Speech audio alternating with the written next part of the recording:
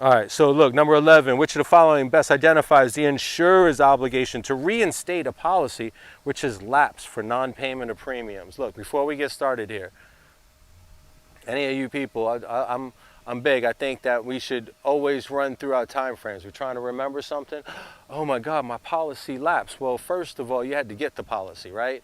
So you bought the policy, it was delivered to you. Then what do you got to do? You got to make a premium payment. Well, if we were talking about health care, you have a 10-day grace period. That would mean that you let your policy lapse beyond the 10 days. If you had a health and life insurance policy, you had a 30-day grace period, right? Because every other policy has a 30-day grace period. But the problem here is that I want you to remember that when you get to the point, it's not like they're asking you specifically, what if I didn't pay my premium on the 30th day and on the 40th day I send them their money, you know? Man, they're probably just going to accept your money. You know what I mean? But what if it was like 6 months down the road? What if it was a year down the road? You got to think like that, because no matter what it is, if it just happened, I mean, seriously, they're probably just going to accept your payment and keep your policy going. But if it's down the road, the first question is, yo, wait a minute. Why is David all of a sudden trying to give us 2 premium payments back and sign this reinstatement application and try to jump back on? Does he have a pre-existing condition? Does he know something we don't know? So now when you put a little distance between the policy just lapsing and when this person could be doing a reinstatement, let's just make sure that in order to get the reinstatement, you could be asked to submit as many as 2 past premiums to get it caught up. That doesn't matter if you've been out of your policy for like 2 years, all right? Like, doesn't matter whatsoever. There's no way anybody's going to catch up 2 years worth of premium payments, right? So just 2 premium payments.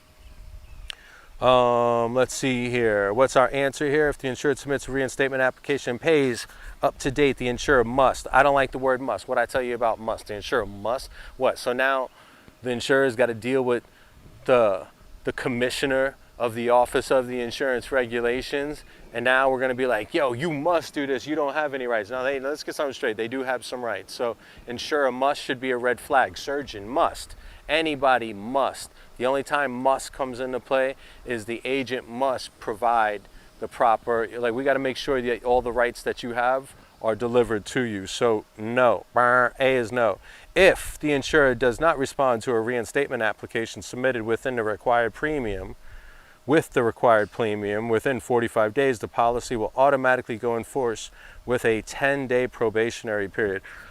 Absolutely. Look, everything is in there. Now, this is also why when you're starting to get a little bit of stuck here, how going through and making sure that you just keep progress going with your questions, this is a great way to find answers within the test. So right here, the right answer there, it was very well constructed. If you didn't remember, you know, the insurer is obligated to make sure they respond to us in a timely manner, right? So if we did, and let's just say we didn't have any pre-existing conditions, maybe we did, but let's just say that we didn't have to jump through any extra hoops. We took that application and we submitted those 2 extra premium payments. Everything was done, A to Z, right?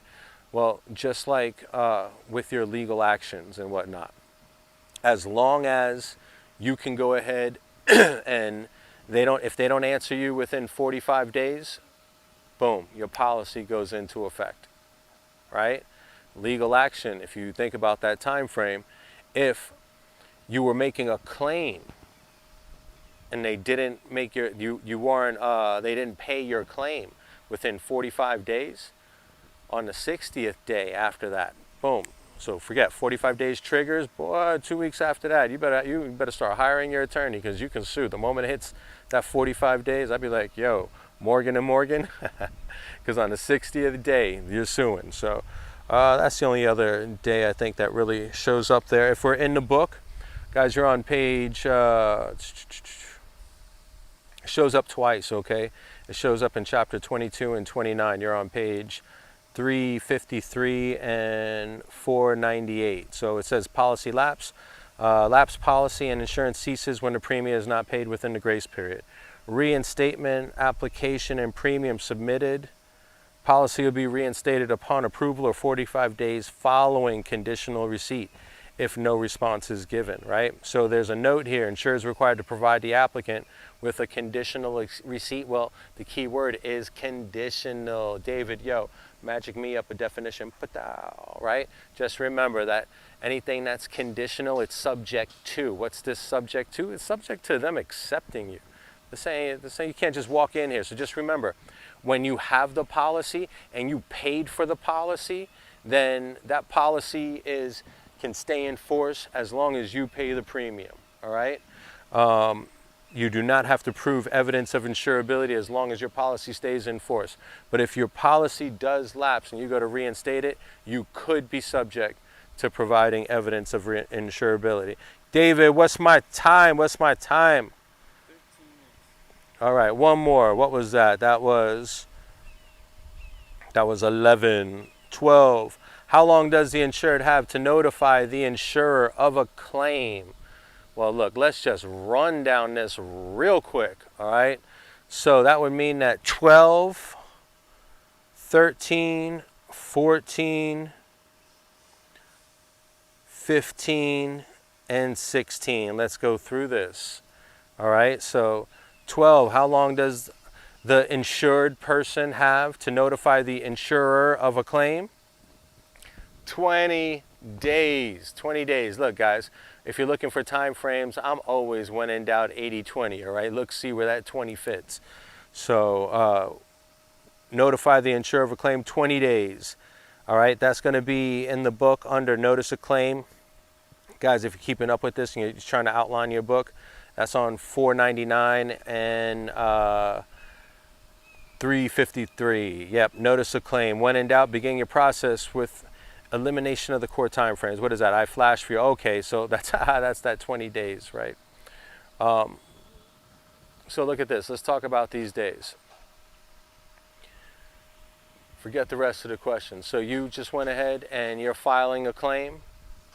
First step, yes, you have 20 days to get the process started.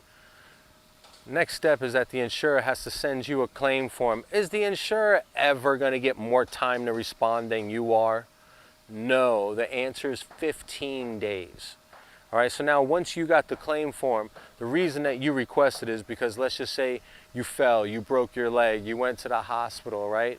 Now, you requested the forms, all of your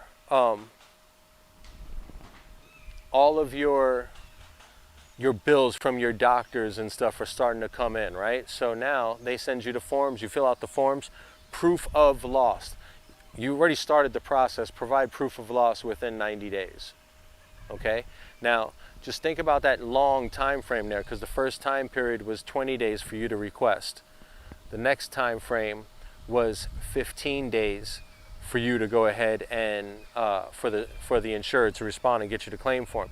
You get the claim form, like I said, there's usually a lot of people involved. If you went to the hospital, you got the hospital billing you, the doctor billing you. There's all kinds of different things, right? So you collect all those bills from everybody. That's what you got to think about there, right? So you get that longer 90-day time frame. Now, here's the deal. You get 90 days. I am telling you right now, does the insurer ever get more days than you? All right, you had 90 days to identify the claim. They got 45 days to pay it. That's time payment of claims, right? But they're supposed to pay it immediately. The way the law writes is that they got to pay it immediately. If they have not paid within 45 days, and just think about that. Do they ever get the same amount of time? No, they got half the amount of time. All right? What does it say in the book? Immediate payment of the claims after the insurer receives proof of loss. In Florida, the time payment of claims is 45 days, right? And FYI, disability income, the moment you see income, come on, man, nobody wants to receive their income more than 30 days out, right? Everybody wants their income, so 30 days is your max there.